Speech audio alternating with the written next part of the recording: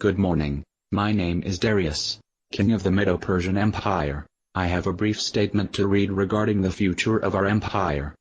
Before we talk about the future, Your Majesty, may we inquire about the fate of Daniel? Daniel Daniel is a Hebrew whom your predecessor Nebuchadnezzar took hostage after he conquered the land of Israel. I know who Daniel is. Daniel's integrity and honesty are why I chose him as of the top 3 administrators in my government. If you thought so high of Daniel, why didn't you have him killed?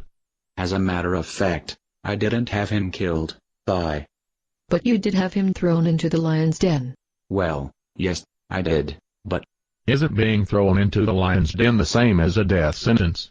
Well, yes, ordinarily, but Daniel is no ordinary man. Are you saying that Daniel spent the night in a den full of hungry lions and survived? As a matter of fact, he not only survived, he came out without a scratch.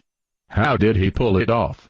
As a matter of fact, Daniel took no credit for it himself. He credits his God, the God of Israel. And that's why I called this press conference, to make an important announcement concerning the future of the Medo-Persian Empire. Can you tell us why Daniel was sentenced to die in the first place? I assure you it had nothing to do with his integrity and honesty. As a matter of fact, I cited Daniel's integrity and honesty in this declaration, if you'll allow me to. Can you tell us specifically what Daniel was charged with? It was a colossal misunderstanding. Some of my own statements were blown way out of proportion. And then someone put the statements in writing. The important thing is that. What was the nature of the written statements? Well, as a result of my military conquests and the expansion of my territories, my advisors suggested that I might be invincible. One compliment was piled upon another, and soon one of my advisors suggested that I might be a god. Then, another advisor suggested that gods are usually worshipped and that it might be appropriate for me to be worshipped. I'm afraid that the compliments puffed me up larger than life. And before I knew what was happening, my advisors had coaxed me into signing a royal command that all the citizens of the empire must worship me and no other god. But, Daniel, being loyal to the God of Israel, continued to worship his own God, and since I had already signed the decree, I was forced to sentence Daniel to death for violation of the royal decree. But all that's behind us now. So, what exactly is contained in this latest royal decree? 2 things. First, I'm going to promote Daniel to Prime Minister, as I was going to do before this whole thing began.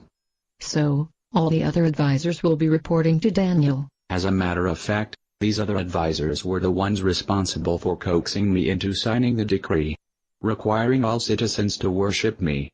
It turns out the whole thing was a conspiracy by all of them to get rid of Daniel because they were jealous of him. So, what will happen to all these advisors? It has already happened. I had them all thrown into the lion's den and they were all eaten by the lions. And now, Daniel himself will name the new advisors who will work under him. Your Majesty, you said you had 2 things to announce in this latest decree. Yes, I do. In recognition that the God of Israel, who was powerful enough to close the mouths of all the lions in the lion's den all night, is the only true God, I decree that all citizens of the empire worship the one true God. And may the God of Israel bless the empire. God bless the empire.